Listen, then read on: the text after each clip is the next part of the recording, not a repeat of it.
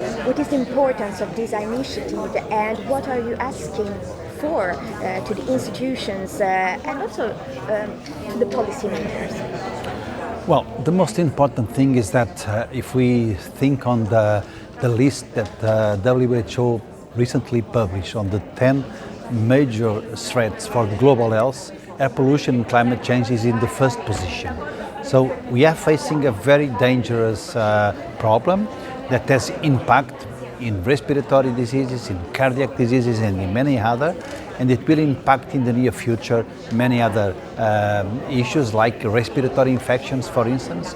We had recently a pandemic, and the pandemic is also the result of the climate changes because with these changes there are destruction of natural habits of microorganisms that can then jump into the humans and infect the humans, and the result is to have new infections like we have to think that we can face in the near future. There is on the discussion a very important directive in the European Union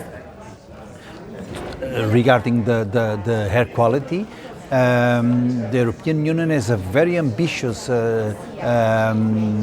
program until 2015 to reduce until 2030 50% of the emissions, the carbon emissions to the atmosphere, and to try to have no emissions in 2050. I think it is a very ambitious one. We have to support it. We have to be together with the patients, as it was the case here, the scientific society with the Patients' Lung Foundation, to advocate together for clean air, so for less pollution, because we are at this moment facing really a change in this regard. As it was mentioned by the UN Secretary General, we are now maybe not anymore in the era of global warming, but already in the era of global boiling. So we have to take actions, and the action is to create awareness, to force the policymakers and the governments to take decisions